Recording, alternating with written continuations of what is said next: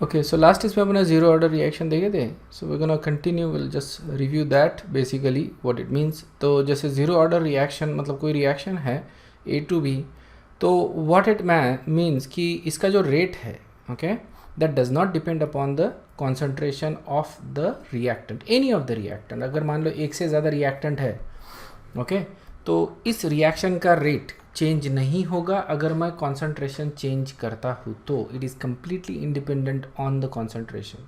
So rate is basically constant, ठीक है ना. इट डजेंट रियली मैटर कि कॉन्सेंट्रेशन अपन क्या ले रहे हैं. सो इसलिए अपन कॉन्सेंट्रेशन का टर्म जो पावर है वो ज़ीरो ले रहे, that's why it is called zero order reaction.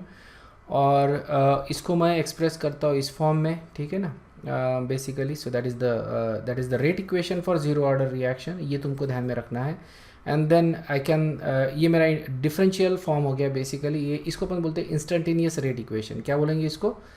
Instantaneous rate equation का ये फॉर्म हो गया. सो इसको मैं अभी इंटीग्रेटेड फॉर्म में कन्वर्ट करना है, तो इसको मैं रीअरेंज कर देता हूँ. D A equal to K D T. Okay, minus sign indicate कर रहा है कि we are talking about the reactant, इसलिए rate is expressed in terms of reactant. You can also express it in terms of product. सिर्फ sign change हो जाएगा, ए की जगह बी हो जाएगा. Okay, and this will become plus. That's fine, right? But essentially we are talking in terms of reactant. It is more convenient actually, क्योंकि reactant का concentration अपन starting से measure कर सकते हैं, isn't it? So we get that. अब इसको integrate करते हैं अपन दोनों साइड को. सो ज़ीरो से लेके टी टाइम तक. So what we get is A naught minus A is equal to K T. Okay, और इसको मैं अरेंज करता हूँ for concentration of A at time T is equal to initial concentration minus K T. Okay, ये form हो गया. इस generally अपने को के या टी निकालना पड़ता है. के is the rate constant, remember it's a rate constant for that particular reaction. तो ये अपने को निकालना पड़ता है. सो इसके लिए मैं initial minus final concentration divided by T, ठीक है ना, समझ में आया. तो ये हो गया इसका इंटीग्रेटेड रेट इक्वेशन, ठीक है. अपन रेट कांस्टेंट के लिए एक्सप्रेस कर रहे हैं इसको. So that is the rate constant. So this is integrated rate equation. Understood है ना यहाँ तक? Okay, and then we express this in terms of B. ये तुमने नहीं किया तो भी चलेगा. Okay, that's fine. जो इनिशियल वाला जो इक्वेशन था अपना वही, ये ए और एक्स के फॉर्म में इसको एक्सप्रेस कर रहे हैं अपन. So just go over that, should be fairly easy. Okay, so essentially important चीज़ ये आती है कि in zero order reaction the product concentration increases linearly with time, reactant concentration decreases with linearly with time, ठीक है ना. सो जो reactant का कॉन्सेंट्रेशन है वो लीनियरली डिक्रीज हो रहा है, इसीलिए प्रोडक्ट का कॉन्सेंट्रेशन भी लीनियरली इंक्रीज हो रहा है. Essentially rate is constant. Okay, so जैसे जैसे जनरली अपन देखते हैं, ओके, मतलब प्रोडक्ट डिकम्पोज हो रहा है या डिके हो रहा है, तो ये जो डिकम्पोजिशन क्या या डिके का जो रेट होता है that is usually constant. Okay, it doesn't change over a period of time, it remains constant. Start कर रहे हैं अभी इस क्लास के लिए the first order reaction. Okay, तो first order reaction again we take a simple equation A gives you B, और first order रहने के वजह से ओके जो पावर जो रहेगा ए का that is going to be 1. Okay, तो 1 अपन जनरली लिखते नहीं है, इसलिए will just leave it like that. So minus D A by D T equal to K A. Yeah so ये अपना फॉर्म हो गया. Okay, this is differential form.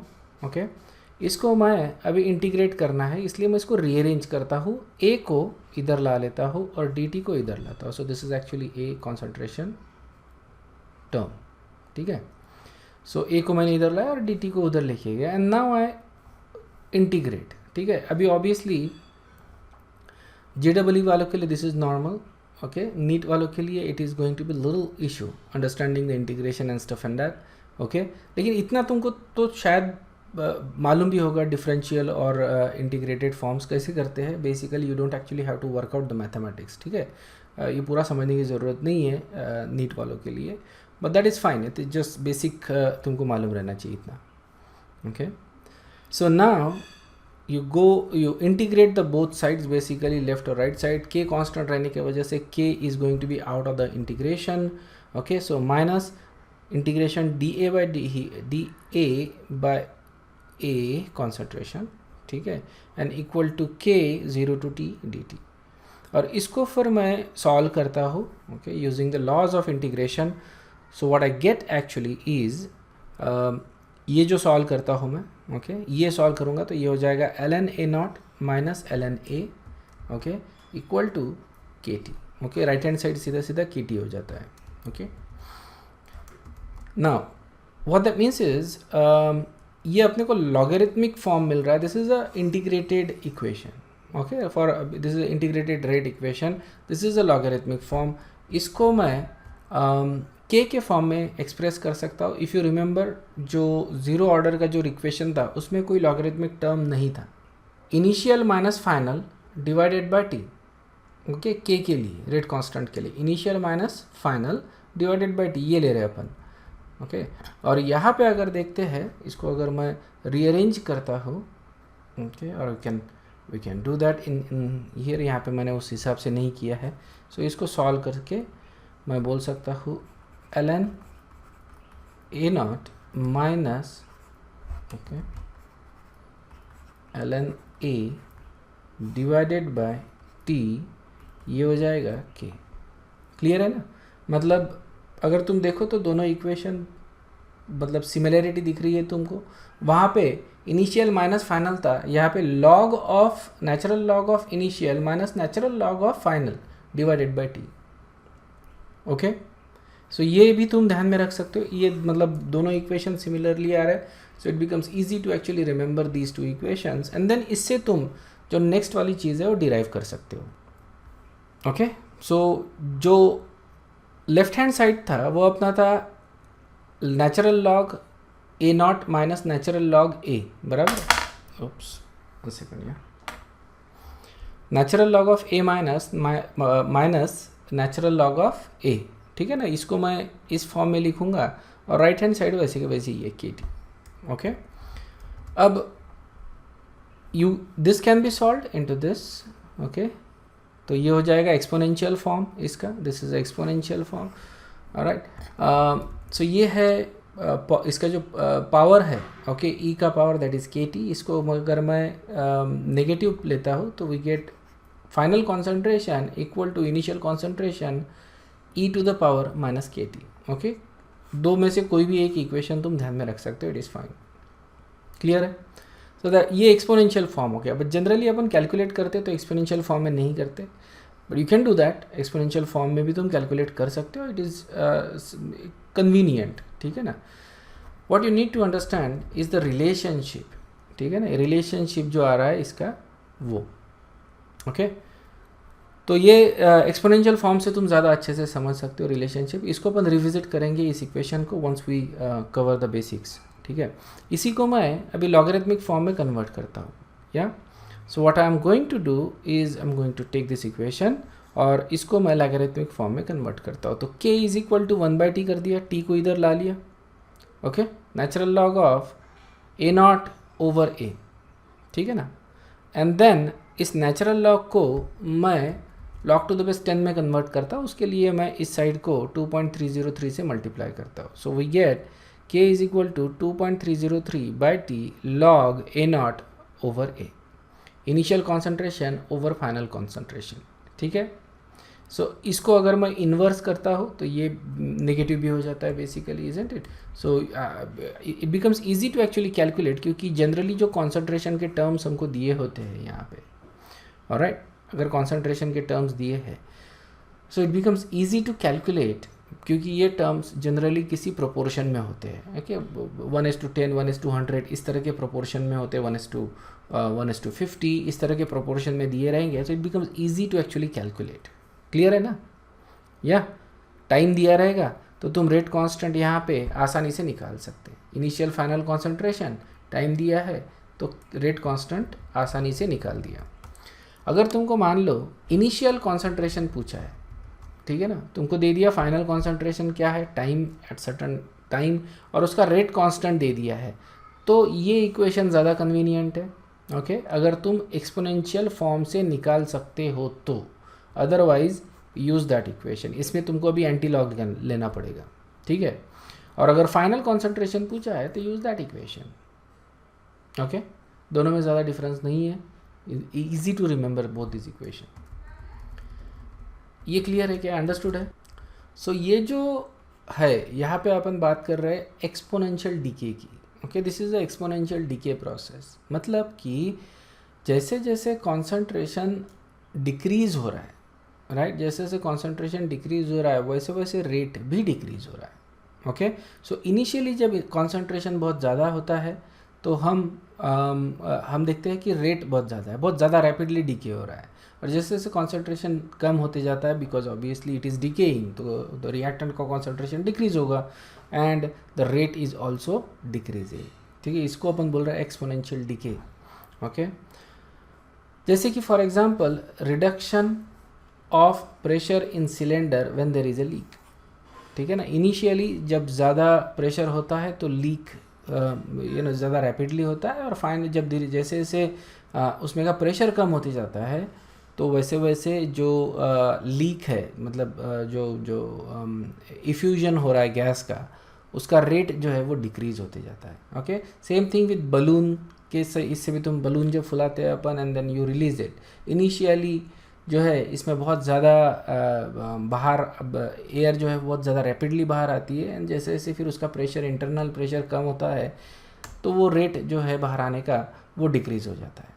Okay, and then you can express this in terms of A and X. Okay, A is the initial moles we started with, और X जो है उसमें से convert हो गया, तो जो लेफ्ट ओवर रहेगा इनिशियल माइनस जितना कन्वर्ट हुआ है, that is the left over concentration of A, that is the initial concentration. You just plug it into the equation और उसको B के फॉर्म में तुम सॉल्व कर सकते हो, या usually this is not required, या फिर तुम इसको इस तरह से भी लिख सकते हो, A over A minus x. Okay, so this is something you can use, but you know जो अपना इसके पहले वाला जो इक्वेशन देखा था, that is more than sufficient for you to actually solve most of the problems, that should not be any problem. Alright, you can maybe remember this. Okay, concentration of B is equal to concentration of A। Okay, concentration, initial concentration 1 minus e to the power minus KT। ठीक है, clear है ना, 1 minus कर रहे हैं अपन, या सो इसको correlate कर सकते हो तुम, इसके पहले वाला जो एक्सपोनेंशियल फॉर्म वाला जो इक्वेशन देखा था उसके साथ कोरिलेट करो तो तुमको सिमिलरिटी दिखेगी दोनों इक्वेशन में।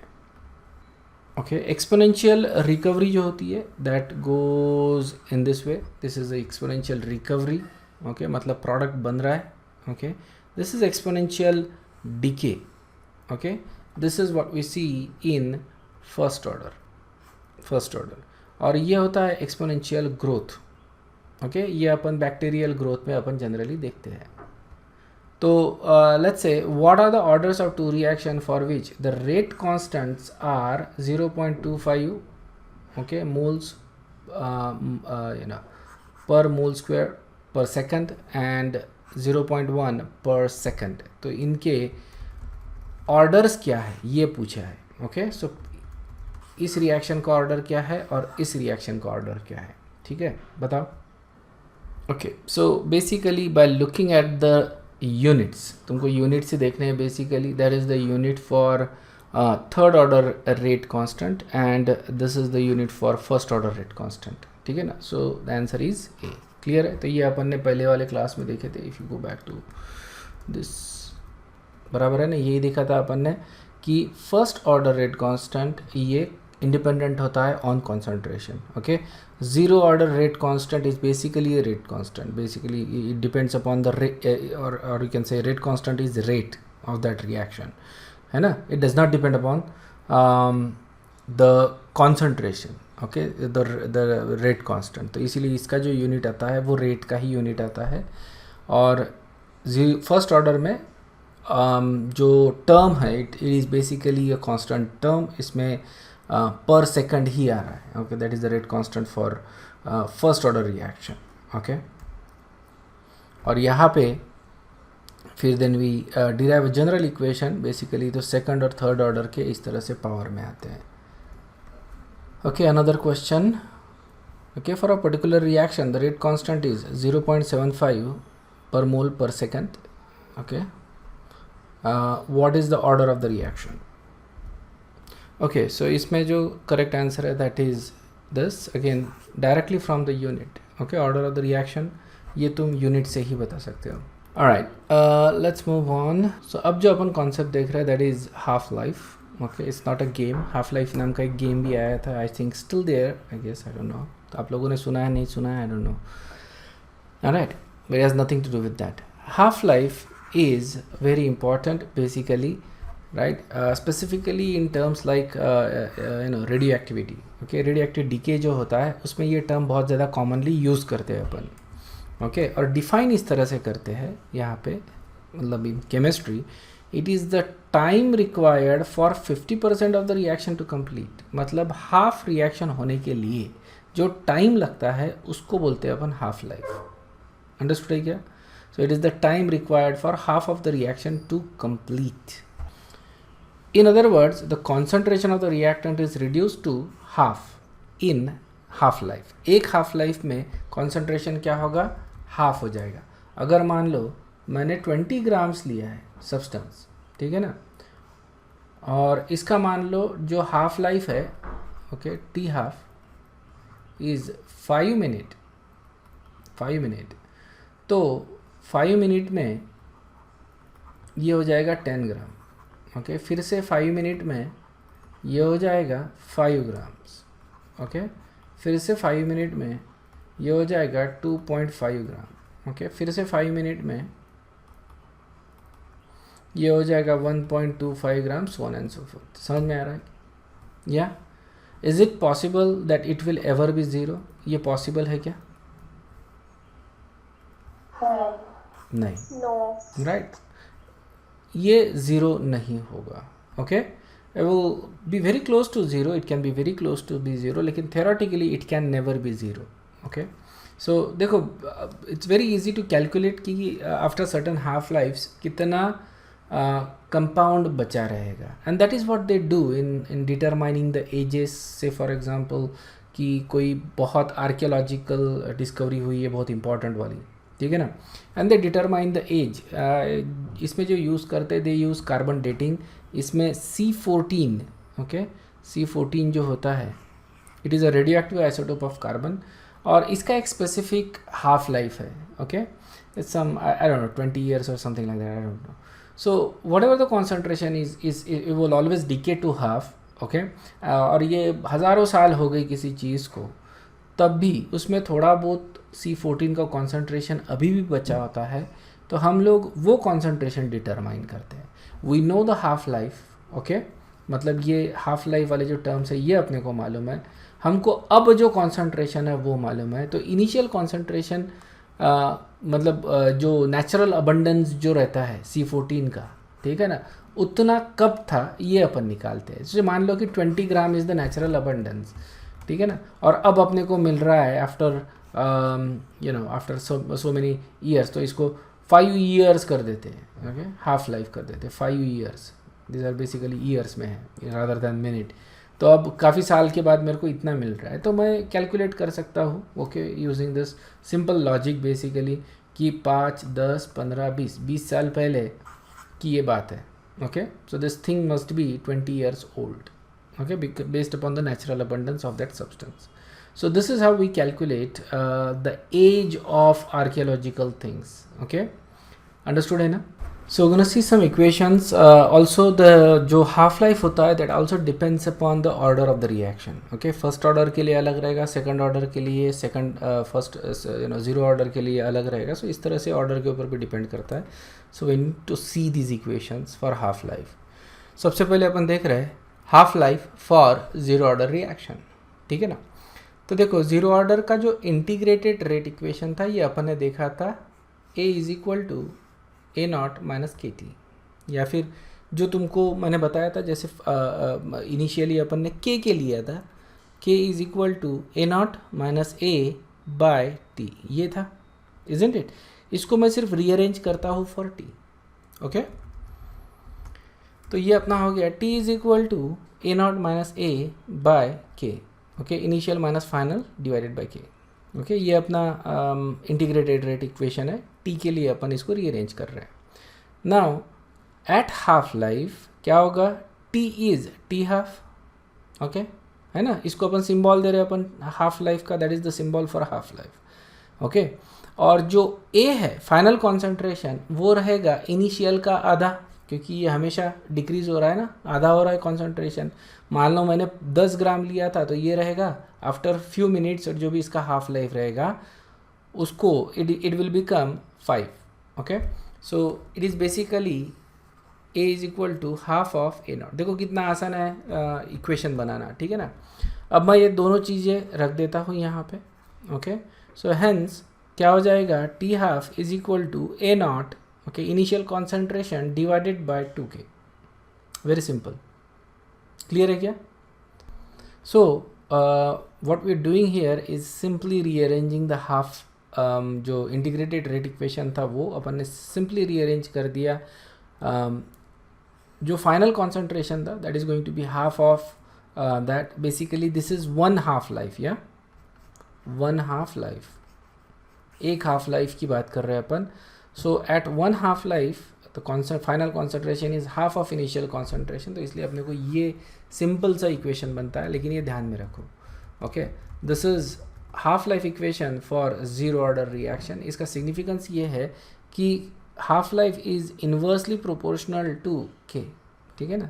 सेकेंडली जो हाफ लाइफ है that is directly proportional to initial concentration, ठीक है ना।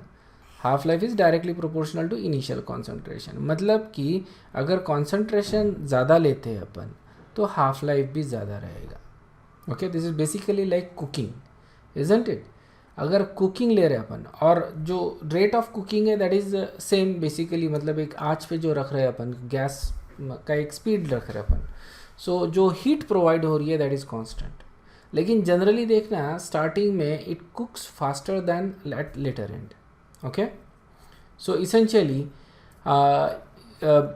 अगर मैं ज़्यादा क्वांटिटी लेता हूँ, ज़्यादा क्वांटिटी का फूड अगर लेता हूँ, या तो होगा क्या कि स्टार्ट इनिशियली और यू कैन से ज़्यादा क्वांटिटी लेता हो तो ये कुक होने में ज़्यादा टाइम लेगा, इजंट इट। तो इसका हाफ लाइफ क्या रहेगा, कम।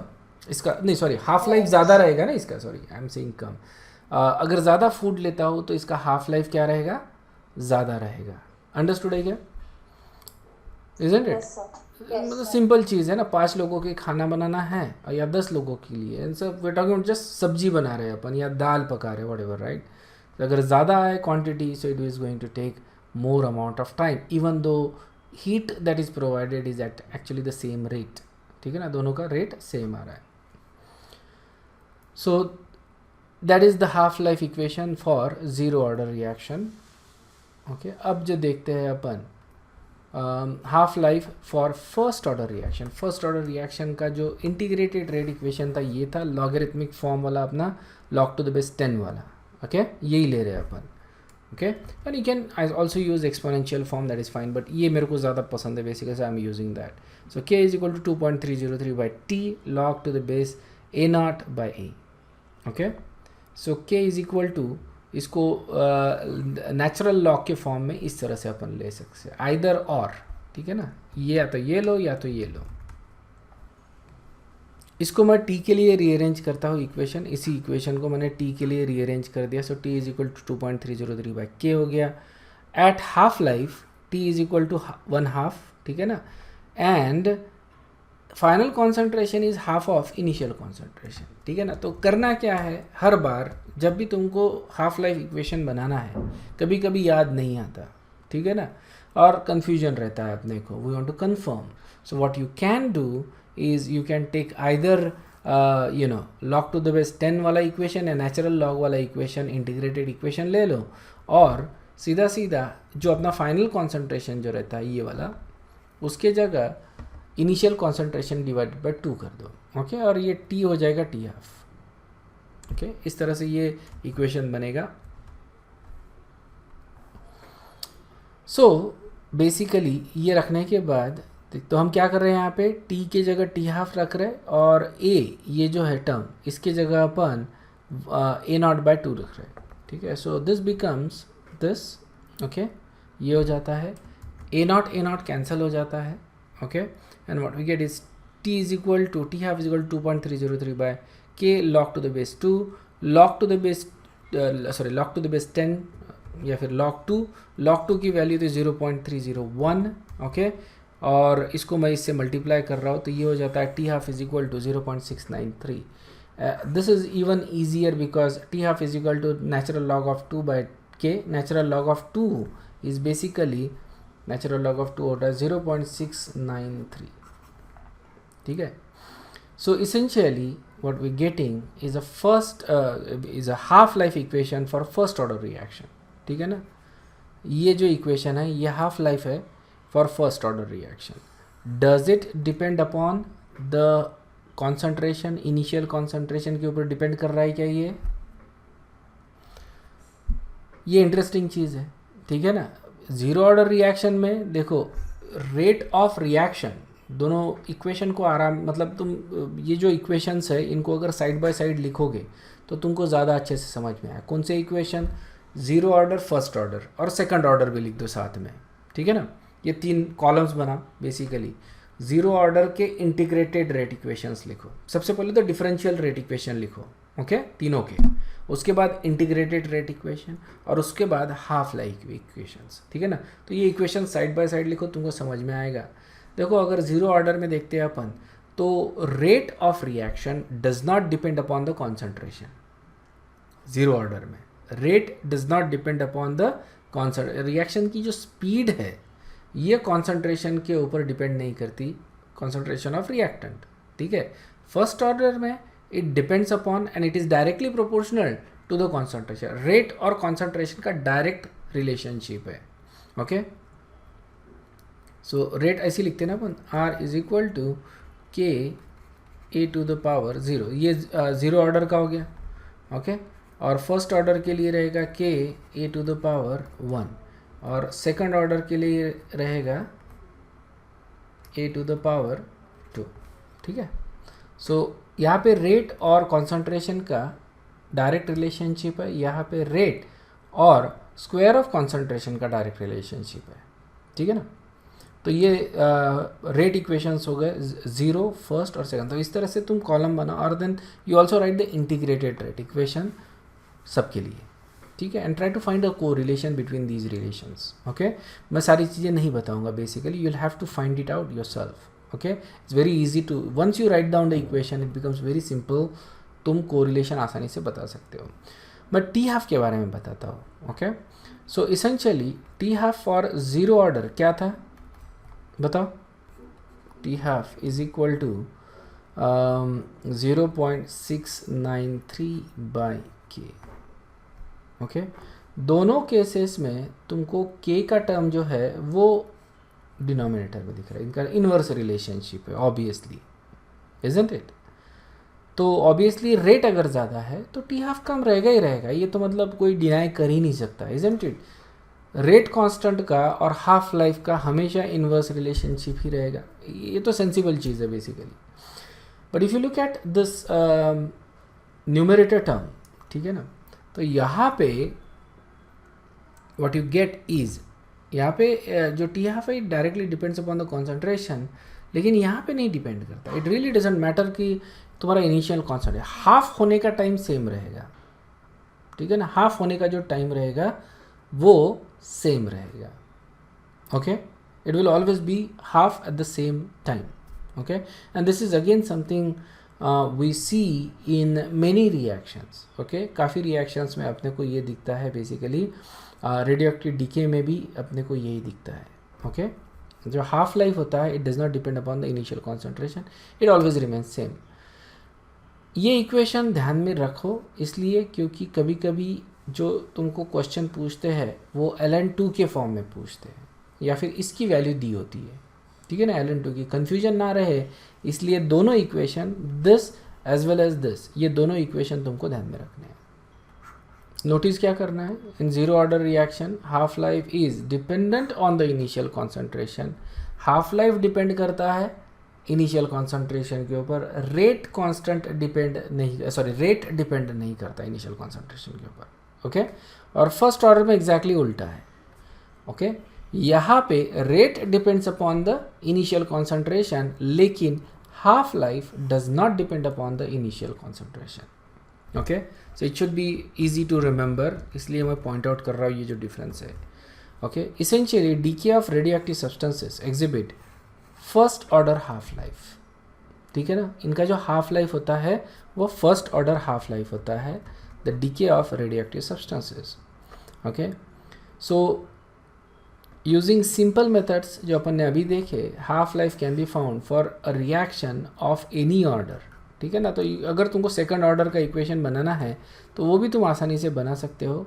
This is the second order half equation, half life equation. तो ये इंटीग्रेटेड रेट इक्वेशन है. ओके, टी के जगह के टी रखना है, ए के जगह ए नॉट बाय हाफ रखना है, रख दो. ओके, क्लियर है ना. तो ये रीअरेंज कर रहे हैं अपन इक्वेशन को, and what you actually get is this. ठीक है, so T half is equal to 1 by K times A naught. यहाँ पे ए नॉट डिनोमिनेटर में आ गया, के का अगेन इन्वर्स रिलेशनशिप है और a naught is in the denominator. Okay, so if you look at zero order में क्या था, T half is directly related to initial concentration. ठीक है, फर्स्ट ऑर्डर के लिए ये जीरोथ, ये first is directly related or is actually is constant. T half is constant. Okay, half life ही कांस्टेंट है, it does not depend upon the initial concentration. और second order अगर देखते हैं अपन तो T half is inversely related to concentration. ठीक है, ये उल्टा हो रहा है. ओके, ये अजीब हो रहा है बेसिकली, इजंट इट. यहाँ पे हो क्या रहा है कि जितना ज़्यादा मैं लेता हूँ, ठीक है ना, कॉन्सेंट्रेशन जितना ज़्यादा लेता हो उतना कम उसका टी हाफ रहेगा. ओके, समझ में आया, हाफ लाइफ कम रहेगा. ओके, सो अगर ज़्यादा लिया तो ये धीरे डिकम्पोज होगा, कम रहा तो ये रैपिडली डिकम्पोज होगा. क्लियर है. So that is your T half for the second order. Okay, इसी तरह से अगर तुमको निकालना है तो तुम थर्ड ऑर्डर के लिए भी निकाल सकते हो, but you know higher order reactions are improbable और you don't have anything higher than second order. ठीक है, सेकंड ऑर्डर के ऊपर तुमको क्वेश्चन आ सकता है सिर्फ JEE वालों के लिए. ठीक है ना, नीट में ऐसा कुछ है नहीं, basically they don't have defined syllabus. In NCERT अगर देखते हो तो तुमको जीरो और फर्स्ट ऑर्डर ही है, सेकंड ऑर्डर नहीं है. ओके, लेकिन there had been questions ask, क्योंकि यू कैन इजीली डिराइव. ऐसा कहीं स्पेसिफिकली लिखा नहीं है कि सेकंड ऑर्डर नहीं है सिलेबस में, that is the thing. Okay, so you have second order in the syllabus. Third order और higher order reactions definitely these are something that are unwritten, कि ये हायर ऑर्डर नहीं है, ऐसा कुछ नहीं है. but you know you don't have anything in the books about these reactions in any of the books, तो इसलिए इसके ऊपर questions नहीं आते हैं. but this is something you should remember, ज़्यादा better है. okay, so that is for the second order reaction.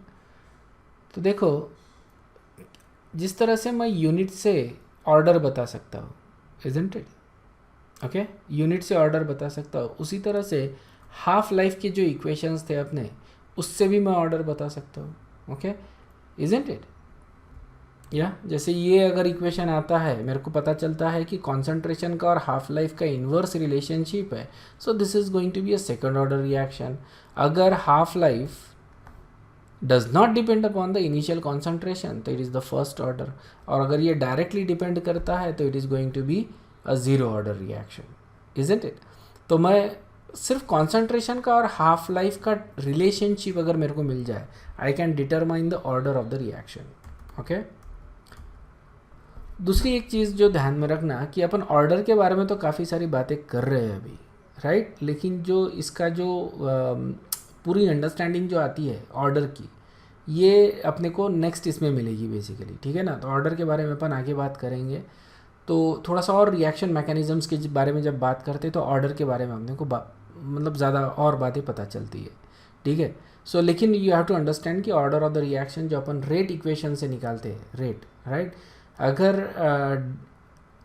अगर rate is independently is independent of the initial concentration, then it is a zero order reaction. All right, or is directly proportional, it's a first order reaction, directly proportional to the square of initial concentration, तो ये second order हो जाती है, so on and so forth. तो इस तरह से अपन order निकालते हैं, ठीक है ना. Alright, इसको आगे भी अपन देखने वाले हैं. ओके, डिटरमाइन किस तरह से करेंगे रिएक्शन के ऑर्डर को. दिस इज बेसिकली एक्सपेरिमेंटल की बात होगी. मतलब कि experimentally how would you determine the order of the reaction. Okay, अपन तो ठीक है ना, रेट इक्वेशन तो अपन कर रहे ऑब्वियसली, इजंट इट. लेकिन एक्सपेरिमेंटली एग्जैक्टली कैसा करेंगे ये समझ लो, ठीक है. तो इसमें अपन दो मेथड देखते हैं. ओके, एक होता है इनिशियल रेट मेथड. ओके, तो इनिशियल रेट मेथड देख लो किस तरह से करते हैं. There is also another method that's called as Ostwald dilation method. मैं इसको इंडिपेंडेंटली बोल दूंगा, या फिर इसके बारे में मैं I don't think I have included that in the notes. I think it dropped out हो गया, लेकिन मैं इसको इंक्लूड कर दूंगा नोट्स में, ठीक है. Ostwald dilation method. Alright, so initial rate method ये है जिससे अपन order of the reaction determine कर सकते हैं. Very simple and ingenious method, बहुत ही आसान सी मेथड है, ठीक है. और ओसवाल्ड डायल्यूशन मेथड जो है वो इसी के जैसी है, ठीक है. तो ये अपन आगे डिस्कस करेंगे. So let's say a reaction there is a plus B gives you c. ये रिएक्शन है. तो इस रिएक्शन का जो रेट इक्वेशन रहेगा that is going to be this. ये जनरल रेट इक्वेशन है कि a to the power m, b to the power n, m और n, ओके, दैट मे और may not be equal to stoichiometric coefficients in the balance equation, ठीक है. जो balanced equation है उसका ये स्टोइकोमेट्रिक कोएफिशिएंट हो सकता है, नहीं भी हो सकता है. ये एक्सपेरिमेंटली डिटरमाइन किया होता है, isn't it. So how do you determine these values. जब अपन ऑर्डर की बात कर रहे हैं तो हम ये m और n या फिर इनका सम, इसको बोल रहे हैं अपन ऑर्डर ऑफ रिएक्शन. ओके, ये जो होता है that is order with respect to a, okay, और ये रहेगा order with respect to b. Understood है कि जब मैं दोनों का सम लेता हूँ तो मेरे को क्या मिलता है, order of the reaction. So what I need to know is how do I determine m and n experimentally. Okay, तो उसके लिए अपन देख रहे हैं कौन सी method, initial rate method. So what will do is हम लोग अलग अलग एक्सपेरिमेंट्स करेंगे इसमें, ठीक है. ये जो है रिएक्शन, यही रिएक्शन कर रहा है लेकिन अलग अलग एक्सपेरिमेंट्स सेटअप कर रहे हैं. सो लेट्स से कि first run, okay, and then second run, ऐसा कर रहे हैं अपन, है ना. या फिर first experiment and second experiment. तो पहले एक्सपेरिमेंट में what we did is we keep b constant. दोनों इसमें एक्चुअली b का जो कॉन्सेंट्रेशन है वो कांस्टेंट रख रहे in this first and second run, ठीक है. यहाँ पे जो कॉन्सेंट्रेशन मैं ले रहा हूँ, ओके, यहाँ पे जो कॉन्सेंट्रेशन ले रहा हूँ उसी का कॉन्सेंट्रेशन मैं यहाँ पे डबल ले लेता हूँ. ऑलराइट, और यहाँ पे जो रेट है वो मेजर करता हूँ. Let's call this as rate 1, okay, और यहाँ पे जो रेट मिलता है मेरे को वो मैं मेजर करता हूँ. क्लियर है क्या? Okay, so what I am doing is simply doubling the concentration of A. का कॉन्सेंट्रेशन मैंने डबल किया, बी का कॉन्सेंट्रेशन सेम रखा, कांस्टेंट रखा, ठीक है. और मैंने रेट डिटरमाइन किया फर्स्ट और सेकंड रन में, और मैं दोनों का रिलेशनशिप अभी देखता हूँ, ठीक है. और इसी तरह से फिर मैं थर्ड और फोर्थ रन करूँगा जिसमें मैं ए का कॉन्सेंट्रेशन कांस्टेंट रखूँगा, बी का कॉन्सेंट्रेशन डबल करूँगा. क्लियर है क्या? और तब मैं रेट कांस्टेंट डिटरमाइन करता हूँ. अब मान लो कि what I see from this, okay, what I see from this, sorry, वो ये कि R1 is equal to R2. बताओ ऑर्डर क्या है इस रिएक्शन का. अनफॉर्चुनेटली जो स्क्रीन पे लिखा था वो गायब हो गया because of the thing. So what we did is basically you're taking run, first run and second run, ये कर रहे हैं अपन. ओके ए का कॉन्सेंट्रेशन जो लिया था मैंने, ओके इनिशियल, उसको मैंने डबल कर दिया है. बी का कॉन्सेंट्रेशन कांस्टेंट है, this is R1, this is R2, और मैं ये बोल रहा हूँ कि R1 is equal to R2. मतलब कि कॉन्सेंट्रेशन मैंने ए का डबल किया, बी का जो कॉन्सेंट्रेशन है वो मैंने सेम रखा, कांस्टेंट रखा, रेट मेरे को कांस्टेंट मिल रहा है.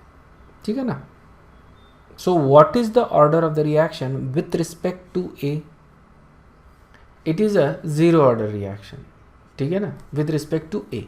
मतलब रेट, ओके ये लिख रहे हैं अपन इस पे, rate is directly proportional to A to the power zero. मतलब it is independent of zero, independent of concentration. मैंने कॉन्सेंट्रेशन चेंज किया तो भी रेट चेंज नहीं हुआ ना. So it is a zero order reaction, isn't it? So this is a zero order reaction with respect to A. मेरे को एक रिलेशनशिप मिल गया, ओके आर, ओके इधर लिख के रख देते हैं अपन साइड में इसको, R1, इसको लिख रहे हैं अपन R1 इज इक्वल टू, या फिर R बोल रहे, जस्ट R लिखेंगे अपन, कोई फ़र्क नहीं पड़ता, is equal to K A to the power zero. Okay so ये अपने को रिलेशनशिप मिल गया rate with respect to A. Okay अब मैं इसी तरह से यही एक्सपेरिमेंट रिपीट करूँगा. ओके अब यहाँ पे मैं B ले लूँगा बस. ओके और मेरे को अब जो रिलेशनशिप मिलता है वो ये, R2 is equal to 2 times R1. So what is the order of the reaction? It is a first order reaction, isn't it? And the reason for that कि first order reaction में, okay, R is equal to K B, sorry ये हो जाएगा B. Okay power 1 होता है. मतलब ये अगर मैं कॉन्सेंट्रेशन डबल करता हूँ तो रेट भी डबल होता है. Okay so with respect to B it is first order. Clear है? अगर मान लो ये मिलता है मेरे को कि इट बिकम्स 4 टाइम्स, ये अगर हो रहा है, so what is the order? Isn't that a second order reaction then? मैंने अगर कॉन्सेंट्रेशन डबल किया है ना, तो 2 का स्क्वायर 4, तो रेट क्या हो जाएगा? 4 टाइम्स बढ़ जाएगा ना. So what I get is order of the reaction with respect to A and B. ये दोनों टर्म्स मेरे को मिल गए. ठीक है ना. So will just take these terms, so let's keep it like that. ठीक है. सो ये मेरे को ये करने की ज़रूरत नहीं है. So this is B and this is 2. तो ये इक्वेशन और ये इक्वेशन कंबाइन करके अगर लिखता हो तो ओवरऑल जो ऑर्डर मिलेगा रेट का, okay overall order of the reaction is K is equal to A to the power 0 and B to the power 2. ठीक है. तो ओवरऑल जो होगा इसका order of the reaction it is 0 + 2, मतलब सेकंड ऑर्डर रिएक्शन रहेगा overall. That is the overall order of the reaction. ठीक है. It's a second order reaction. It is zero order with respect to A and it is second order with respect to B. Okay, overall order इसका आ रहा है, it's a second order reaction. मतलब A का concentration कुछ भी लिया तो rate में कोई भी फर्क नहीं पड़ेगा, एंड B का concentration अगर मैं चेंज करता हूँ, डबल लेता हूँ, तो ये चेंज होता है. Okay if you remember for example SN1 जब लेते हैं अपन तो रेट कैसा लिखते हैं? Rate is equal to K RX, है ना, न्यूक्लियोफाइल. बताओ पावर्स बताओ इनके मेरे को. यहाँ पे क्या रहेगा? This is X and this is Y, या फिर दिस ऐसा बोलते हैं इसको, यही टर्म्स लेते हैं ना, M एंड N. बताओ M की वैल्यू क्या रहेगी और N की वैल्यू? M1 N0. ये सुनो. सो ये overall it is a first order reaction.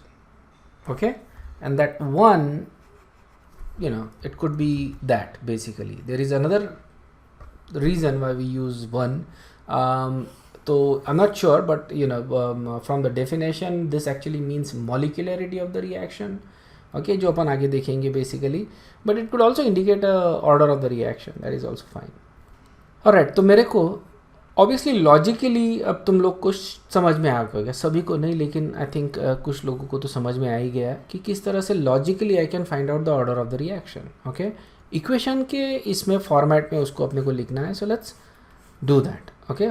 Define an equation, तो अगर इक्वेशन मालूम है तो we can do that for any type of reaction. कभी कभी ये इतना सिंपल नहीं होता ना, जो वैल्यूज़ दी होती है कॉन्सेंट्रेशंस की, तो इतना सिंपल रेशो नहीं होता है उनके बीच में से, इट बिकम्स लिटिल डिफिकल्ट, तो इसलिए अपन क्या करेंगे, इक्वेशन देख लेंगे। So we are doing 2 rates, okay. तो रेट 1 और रेट 2 कैलकुलेट किया, मैंने सिर्फ कॉन्सेंट्रेशन ऑफ ए चेंज किया है, कॉन्सेंट्रेशन ऑफ बी कांस्टेंट रखा है, ओके। सो मैंने क्या किया, ए का कॉन्सेंट्रेशन चेंज किया, ओके। So dividing the first equation by the second, तो क्या हो जाएगा, या फिर second by 1, whatever, it doesn't really matter, R1 by R2 is equal to A1 by A2। B तो कैंसिल हो जाएगा ना, ये सुनो, B कांस्टेंट है, it will get constant, it will basically get cancelled up, isn't it, ये तो cancel हो जाएगा, B बचा क्या है, this divided by this, okay, और K भी कैंसिल हो जाएगा यहाँ पे। So all you are left is rate 1 divided by rate 2, concentration 1 divided by concentration 2, that's all, okay. So अब देखो, मेरे को रेट्स मालूम है क्योंकि मैंने डिटरमाइन किया ना experimentally rate, isn't it. I also know the concentration, तो मैं m आसानी से निकाल सकता हूँ। All you have to do is to determine the ratio, तुमको पूरा कैलकुलेट ही नहीं करना है, सिर्फ ये रेशो डिटरमाइन करना है। जैसे कि फॉर एग्जांपल अपन आगे प्रॉब्लम्स देखेंगे, okay, but let's say if this is the answer, what is the order of the reaction, 1, ये सुनो, है ना, या फिर इस तरह से आता है 4 is equal to 2, okay, m, so what is m, clear है, यही निकालना है तुमको, okay. So look at it how logically it is a very simple thing to do. तो जैसे मैंने अभी ऑर्डर निकाला विथ रिस्पेक्ट टू a, वैसे ही उसी मेथड से मैं ऑर्डर निकालूंगा with respect to b। The only difference here is going to be कि मैं क्या करूँगा, अब a का कॉन्सेंट्रेशन कांस्टेंट रखूँगा, b का कॉन्सेंट्रेशन चेंज करूँगा, कुछ भी चेंज नहीं होगा, यहाँ पे b आ जाएगा और m की जगह n आ जाएगा, दैट इज़ द इक्वेशन। और इस तरह से मैं n की वैल्यू भी निकाल लूँगा, m प्लस n मेरे को overall order of the reaction मिल जाएगा। Is this clear? Second method जो है जिससे अपन ऑर्डर ऑफ द रिएक्शन निकालते हैं, that is half life method, ठीक है। हाफ लाइफ मेथड में एक जनरल जो फॉर्मेट अपना बनता है with concentration, remember T half is directly proportional to concentration of A, है ना, A नॉट। सो ये होता है for 0th, okay. T half is constant, okay, is for first, and T half is inversely proportional to A naught, this is for second। मतलब एक general format अपना बनता है T half is equal to 1 by n minus 1, okay, A to the power n minus 1 initial concentration का। ये 3 equation से अपन बना रहे हैं, ओके। सो बेसिकली हाफ लाइफ जो रहेगा that is going to be, अब मैं फोर्थ ऑर्डर के लिए भी निकाल सकता हूँ, isn't it. So this is going to be 4 - 1, okay. तो यहाँ पे भी मैं यही करता हूँ, 2 केसेस डिटरमाइन करता हूँ जिसमें मेरे पास इनिशियल कॉन्सेंट्रेशन चेंज हो रहा है, ओके। आई एम यूजिंग 2 क्योंकि यहाँ पे देखो we don't need the value of k, क्योंकि k is always constant, isn't it, it's a rate constant, so k is constant, so I don't need k, okay. जब मैं ratios लूँगा तो ये जो k है ये कैंसिल हो जाएगा, ओके। और जो भी वेरिएबल रहेगी, the order, it's obviously let's say it's a first order reaction, okay, और second order reaction, it's a second order reaction. So जो भी वेरिएबल्स रहते हैं वो कांस्टेंट होते हैं क्योंकि ऑर्डर के लिए सेम ही रहेगा, सिर्फ चेंज क्या होता है यहाँ पे सेकंड ऑर्डर में, ये जो रहेगा 1 by A naught, ओके। तो ये A naught की वैल्यू चेंज होगी, k की वैल्यू सेम होती है, isn't it? So वो k कैंसिल हो जाएगा। सो इसी तरह से मैं 2 एक्सपेरिमेंट्स लूँगा और दोनों का रेशो ले लूँगा. जैसे this is the first experiment, this is the second experiment. Inverse relationship है, इजंट इट. तो ये आ रहा है यहाँ पे, ये आ रहा है यहाँ पे, पावर रहेगा n-1. ये होपफुली इज दिस क्लियर. ये समझ में आया कि किस तरह से अरेंज किया है. It's not that difficult to understand. Okay, so this is the ratio equation. अब यहाँ पे देखो हाफ लाइफ्स अगर मेरे को मालूम है, ओके, इनिशियल कॉन्सेंट्रेशंस ऑब्वियसली मालूम रहेंगे, तो n-1 ये मैं निकाल सकता हूँ, तो इसेंशियली n निकाल सकता हूँ. Okay, again only from this equation it becomes very easy. Half lifes का रेशियो और ये n-1 ये निकालना है तुमको. ऑलराइट, सो जो भी ऑर्डर रहेगा उसमें से -1 करना है. ओके, और you can set it up like this. So दोनों तरफ का लॉग ले लिया. ओके, n-1 फ्रंट में आ गया. So what you get is n-1 is equal to log of, so 1 फिर इधर ला लेंगे अपन and you get you know plus, isn't it. So log of t halves का ratio divided by log of a noughts का ratio.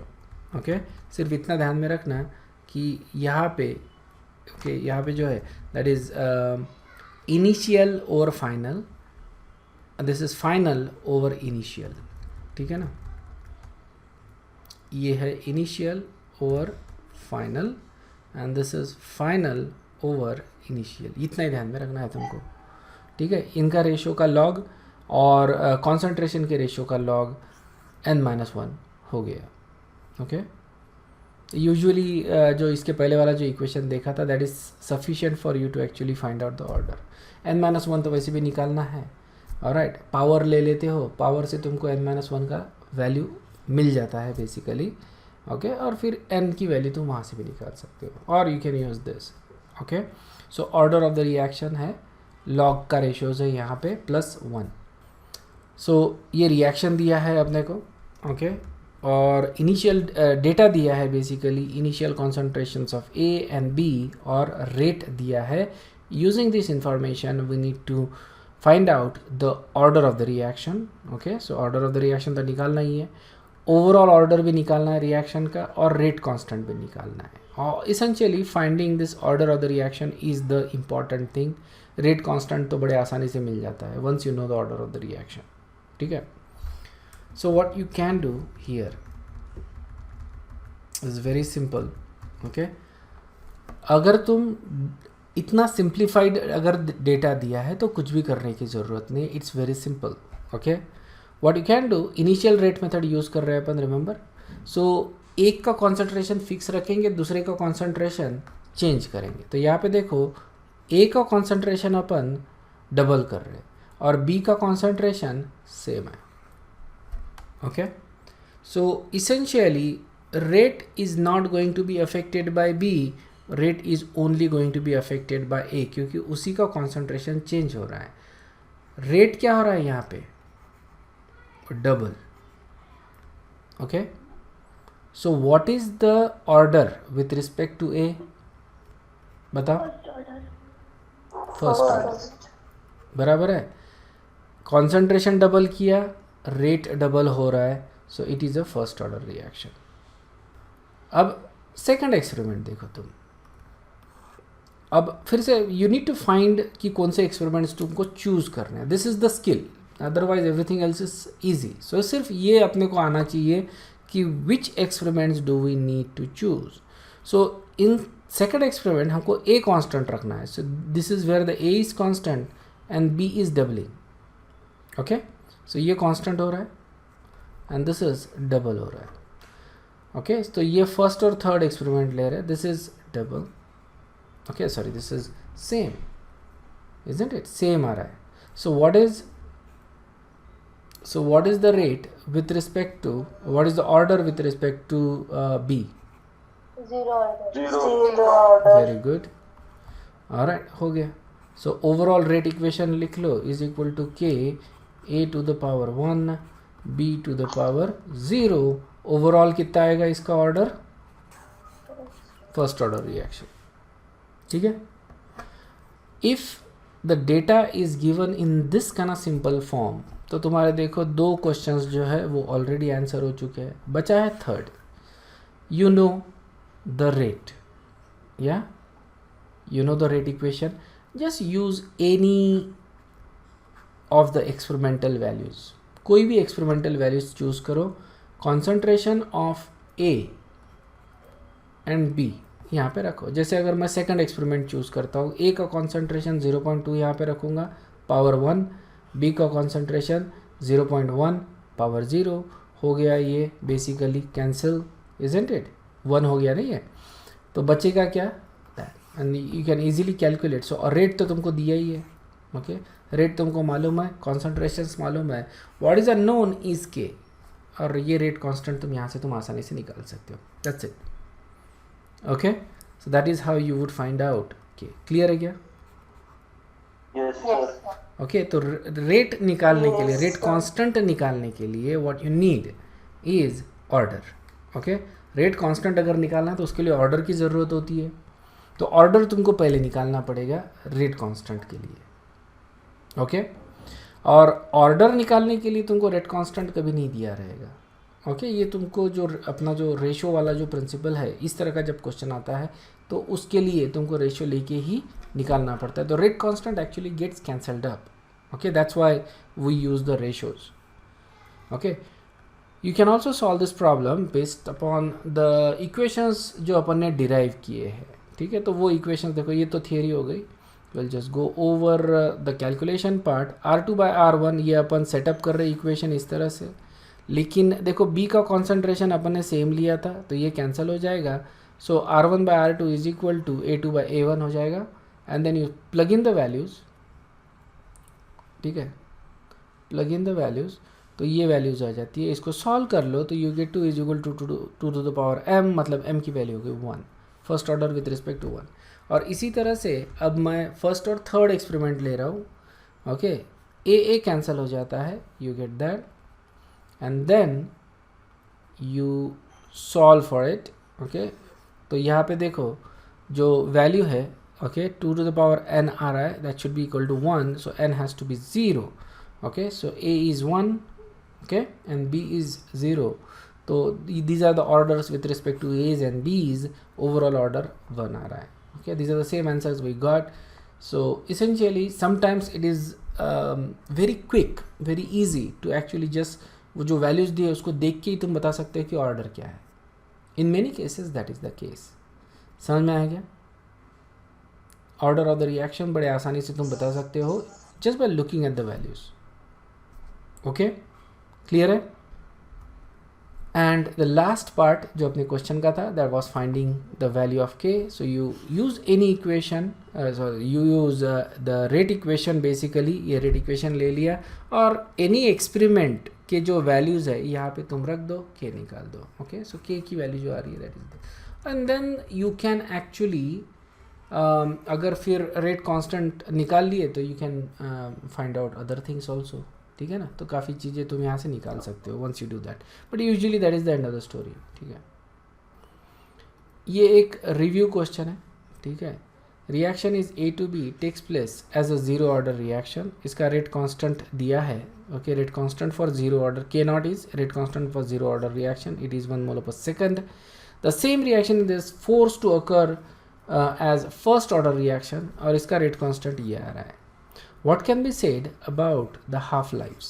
Okay, तो half life मतलब 2 experiment है, this is one and then this is another one, this is 0 order and this is first order, okay, but the reaction is same, reaction क्या है, same है। तो इसके half life को लेके क्या हम बता सकते हैं कि कौन सा हाफ लाइफ बड़ा है, ये फर्स्ट केस का या सेकंड केस का, या छोटा है या इक्वल रहेंगे, बताओ। So the correct answer is D, okay, nothing can be said। Write down the equations for the zeroth and the first order half-life equations। क्या पता चलता है तुमको?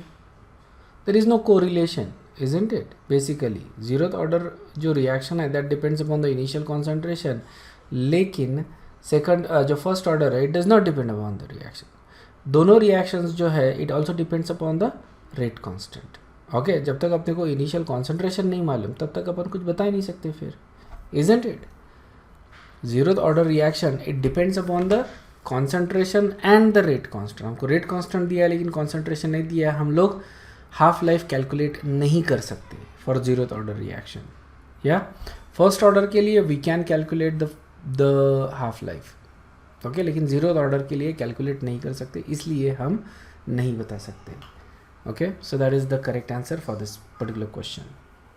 वो गोना स्टॉप हियर. अगर कोई डाउट है तो प्लीज़ पूछ लो, otherwise you guys can leave. Thank you very much. Bye bye.